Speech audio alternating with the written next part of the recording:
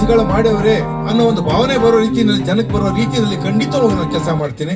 ನಿಮ್ಗೆ ಒಳ್ಳೆ ಹೆಸರು ತರ್ತೀನಿ. ಎಲೆಕ್ಷನ್ ನೀವು ಏನೇನು ನನ್ನ ಗೆಲ್ಸ್ಕೊಟ್ಟಿದ್ಕು ಜನ ನಿಮ್ಮನ್ನ ಬಗ್ಗೆ ಒಳ್ಳೆಯವ್ರಿಗೆ ಗೆಲ್ಸಿದ್ದೀರಿ ಅನ್ನೋ ಭಾವನೆ ಬರುವಂಥ ಕೆಲಸ ಕಾರ್ಯಗಳನ್ನು ನಾನು ಮುಂದೆ ಮಾಡ್ಕೊಂಬರ್ತೀನಿ ಅಂತ ನಿಮಗೆ ಭರವಸೆ ಕೊಡ್ತಾ, ಹಾಗೇನೆ ಅನೇಕ ಅಭಿವೃದ್ಧಿ ಕೆಲಸಗಳು ಇನ್ನೂ ಬಹಳಷ್ಟು ಮಾಡೋದಿದೆ. ಖಂಡಿತವಾಗೂ ಕೂಡ ಅಭಿವೃದ್ಧಿ ಕೆಲಸಗಳನ್ನ ಮಾಡ್ತೀವಿ. ಅದೇ ನಮ್ಮ ಕಾಂತರಾಜು ವಿಚಾರ ಹೇಳಿದ್ರೆ, ಈಗ ಡಿಸ್ಟಿಕ್ ಮಿನಿಸ್ಟ್ರು ಅವ್ರದ್ದೇನೋ ಪ್ರತಿಷ್ಠೆ ತಗೊಂಡು ಕೆಲವಾರು ವಿಚಾರಗಳಲ್ಲಿ ಅವರಿಗೆ ಅವರ ಸೀನಿಯಾರಿಟಿಗೆ ಒಂದು ಕೊರತೆ ಆಗಿದೆ. ನನಗೆ ಗೊತ್ತದು. ಕಾಲ ಹಿಂಗೆ ಇರಲ್ಲ. ಕಾಲಚಕ್ರದಲ್ಲಿ ಏನು ಬೇಕಾದ್ರೂ ಆಗ್ಬೋದು. ಇನ್ನು 2 ವರ್ಷ ಕಳೆದ್ರೆ ಕೆಲವಾರು ಬದಲಾವಣೆಗಳು, ಎಲೆಕ್ಷನ್ ಆದಮೇಲೆ ಬದಲಾವಣೆಗಳು ಆಯ್ತವೆ. ಅಂಥ ಬದಲಾವಣೆ ಆದಾಗ ಅವರಿಗೆ ಖಂಡಿತವಾಗಿ ಅವ್ರ ಸೀನಿಯಾರಿಟಿಗೆ ಸಿಗಬೇಕು. ಅವರು 10 ವರ್ಷಗಳ ಕಾಲ ಜನಗಳ ಸೇವೆ ಮಾಡಿದ್ದಾರೆ. ಹಾಲು ಒಕ್ಕೂಟದಲ್ಲಿ ಸೇವೆ ಮಾಡಿದ್ದಾರೆ. 2 ಕೋಲಾರದಲ್ಲಿ ಇದ್ದಾಗಲೂ ಒಕ್ಕೂಟ 2 ಜಾಯಿಂಟ್ ಆಗಿದ್ದಾಗಲೂ ಸರ್ವಿಸ್ ಕೊಟ್ಟಿದ್ದಾರೆ.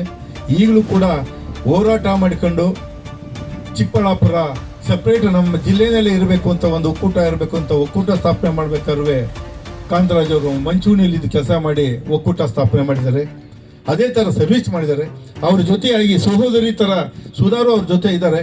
ಅವರಿಬ್ಬರೂ ಅವರ ಬೆಂಬಲವಾಗಿ ಕಾಂತರಾಜ್ ಅವರಿಗೆ ಏನು ಹೇಳ್ತಾರೋ ಅದನ್ನು ಬೆಂಬಲವಾಗಿ ಸುಧಾ ಕೂಡ ಇರ್ತಾರೆ.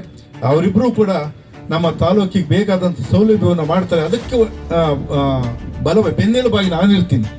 ಯಾವುದೇ ಒಂದು KMF ಅಲ್ಲಿ ಯಾರೇ ಅಧ್ಯಕ್ಷ ಆಗಿರಲಿ, ನಮ್ಮ ತಾಲೂಕು ಏನೋ ಒಂದು ವ್ಯವಸ್ಥೆ ಬೇಕು, ಯಾವ ಒಂದು ಘಟಕ ಬೇಕು KMF ಇಂದ, ಅದನ್ನು ತರಿಸೋದಕ್ಕೋಸ್ಕರ ಅವ್ರ ಜೊತೆ ಅವರ ಅನುಭವವನ್ನು ನಾವು ಉಪಯೋಗಿಸ್ಕೊಳ್ಳೋಣ. ಕಾಂತರಾಜ್ ಭಾಳಷ್ಟು ಅನುಭವ ಇದೆ ಮಿಲ್ಕ್ ಒಕ್ಕೂಟದಲ್ಲಿ.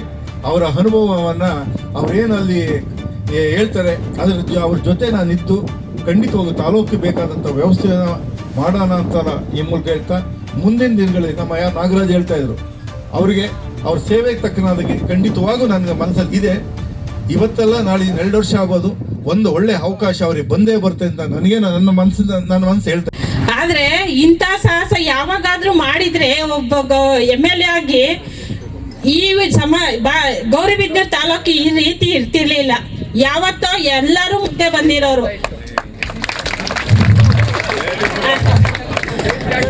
ಹೆಣ್ಮಕ್ಳು ಇಂಥ ಗೌಡ್ರನ್ನ ಯಾವತ್ತೇ ಕಾರಣಕ್ಕೂ ಬಿಟ್ಕೊಡ್ಬಾರ್ದು.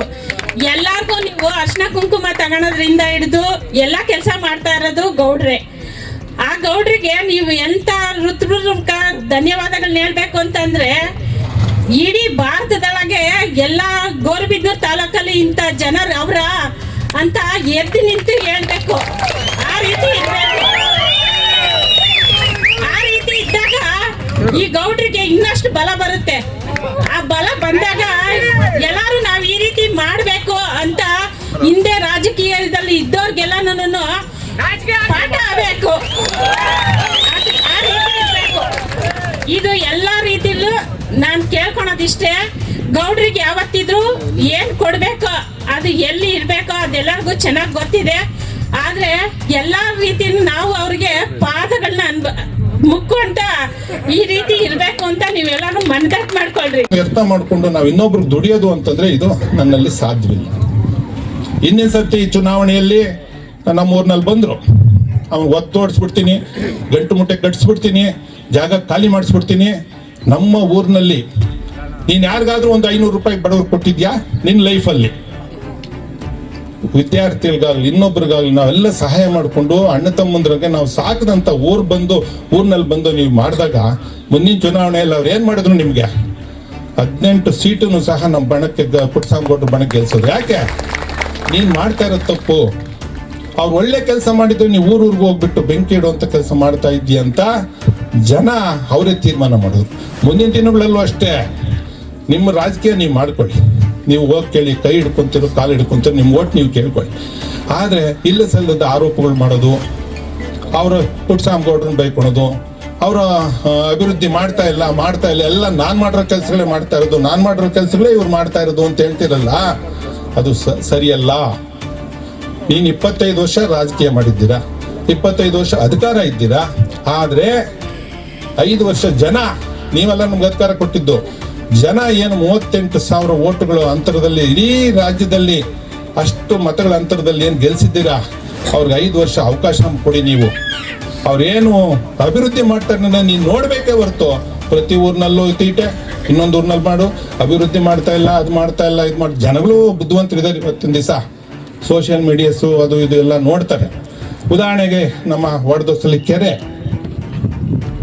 ಅದು ಅಭಿವೃದ್ಧಿ ಕೆಲಸ ಅಲ್ವಾ? 70 ಕೋಟಿ ರೂಪಾಯಿ ಸರ್ಕಾರದಿಂದ ದುಡ್ಡು ತಂದಿದ್ದಾರೆ. ನಗರಕ್ಕೆ ನೀರು ಕೊಡಬೇಕು ಅಂತಂದ್ರೆ ನಿಮ್ದು ಎಷ್ಟು ಅಡ್ಡಗಾಲ ಆಗ್ತಾ ಇದ್ದೀರಾ, ನೀವು ಸ್ಟ್ರೈಕ್ ಮಾಡ್ತೀರಾ. ಅನೇಕ ಕೆಲಸಗಳು ಮಾಧ್ಯಮದವ್ರಿಗೆ ನಾನು ಹೇಳ್ತೀನಿ, ನಾವು ಹೇಳೋದೆಲ್ಲ ಸತ್ಯ. ನಾನೇನಾದ್ರೂ ತಪ್ಪು ಮಾತನಾಡಿದ್ರೆ ನಡೀರಿ, ನಾಗೇನ್ ಸರ್ಕಲ್ಗೆ ಹೋಗೋಣ, ಕರೀರಿ ಅವ್ರನ್ನ. ನಾನು ಒಂದೊಂದು ಮಾತು ನಾನು ಕೇಳ್ತೀನಿ. ನಾನೆಂದೂ ನನ್ನ ಜನ್ಮದಲ್ಲಿ ನಾನು ತಪ್ಪು ಮಾಡಿಲ್ಲ. 35 ವರ್ಷದ ರಾಜಕಾರಣದಲ್ಲಿ ಯಾರು ನೀನು ತಪ್ಪು ಮಾಡಿದ್ದೆ ಅನ್ನೋದು ಅಂದಿಲ್ಲ. ಯಾರಾದ್ರೂ ಒಬ್ರು ನೀನು ತಪ್ಪು ಮಾಡಿದ್ದೆ ಅಂದ್ರೆ ನನ್ನ ರಾಜಕೀಯ ಬೇಕಿಲ್ಲ. ಆ ಥರ ಒಂದು ದೃಷ್ಟಿ ಇಟ್ಕೊಂಡು ನಮಗೆ ಈ ಥರ ಮಾಡಿ ನಾವು ಒಬ್ಬಂಟಿಗಳು, ನಮ್ಗೆ ಯಾರೂ ಇಲ್ಲ. ಅದು ಇರ್ತಕ್ಕಂಥವ್ರು ಎಷ್ಟು ಜನ ನಮಗೆ